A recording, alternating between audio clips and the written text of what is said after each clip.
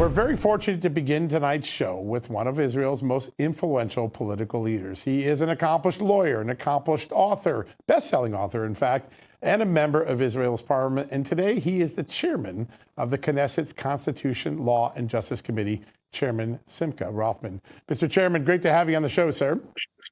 Thank you for having me. We have had a lot of discussions on this show about what lies ahead with the World Health Organization and these amendment changes to their pandemic and health policies. You are about to have a hearing on this. This is of great concern, even in Israel. Is that right? Yes, and I've heard it's a concern in many other nations. States. Some states took different approaches. We want to have this ability of sovereignty to decide what's more important to them. Some nations will appreciate the freedom of movement more. Some would see would emphasize on the education system. Some will take care on the elderly. It's something that every country has to decide for itself in the democratic way. We all appreciate and believe that is true.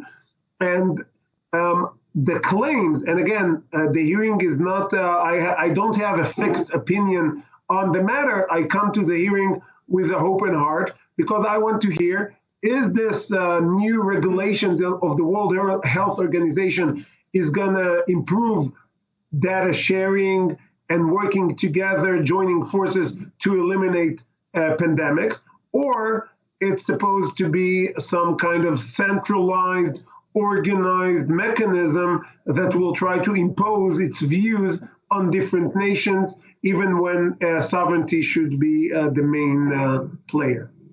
Yeah, and that's a big part of this, right? The hearing will try to determine. In a very short period of time, when there is now no a text that we know and we can speak today, and that we will know that the vote will be on it next week.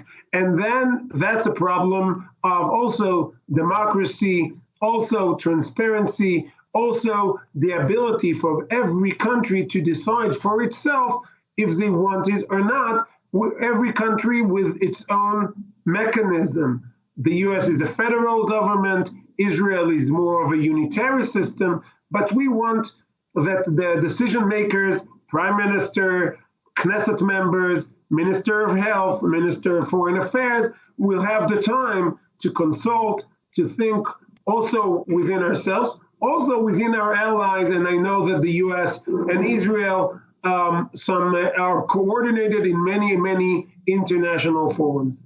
Yeah, that is one of the challenges here, which is the text of these amendments. I guess there's more than 300. No one's seen them, so it's hard to evaluate if they're just sprung on people. That's something I think you'll be examining tomorrow, right? Yes, that's also, so those two main issues, of course, it raises a lot of other issues. And for me, it's a first hearing in my committee to try to figure it out. But I know that it has the interest of parliament members from other countries as well. I know that the Senate will have some kind of an informal hearing the same day. That's right. It has some international concern. Yeah, it absolutely affects. To horrifying videos from October 7th event, also around the world, also in Israel. But this is very. I have to say, I watched it just a few minutes ago, and it was shocking to everyone who saw it. And I have to say, I saw many terrible videos, and some things I saw also without the need of a video. I saw it on the ground, and it was still shocking.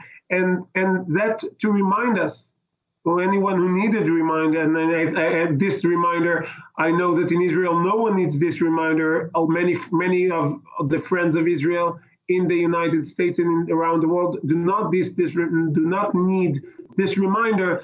But apparently, some people do need this reminder, especially the ICC, but also other places, that Israel is not the aggressor. Israel does not. They were kidnapped, and we can see in this video that they were harassed, they were brutally attacked, and of course, we don't know what is their situation.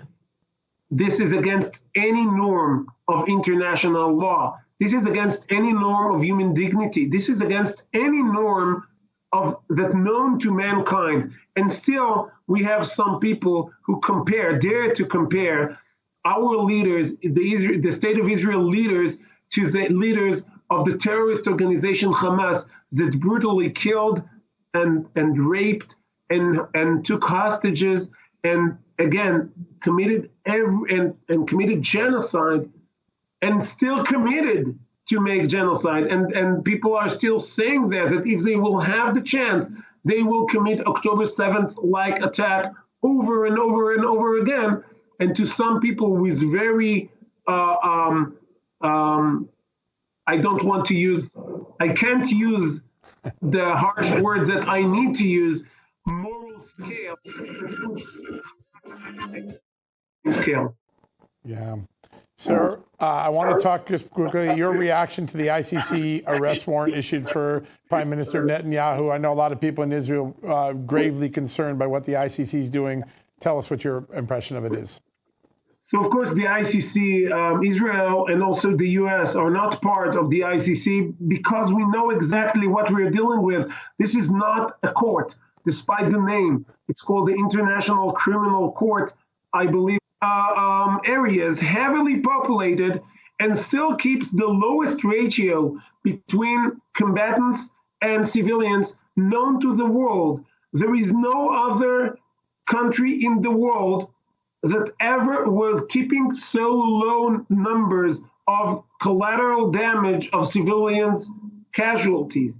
And still to say that Israel is on the same scale like the terrorist organization Hamas, that we all saw what they have done, this is the most immoral thing someone can think about. And this is aiding and abetting a terrorist organization in its war against Israel and against the free world. Mr. Chairman, I know not only are people in Israel concerned about it, so many Americans on this side of the ocean also deeply concerned. We stand with your country. It's a great honor to have you on the show, sir. Thank you so much for joining us today.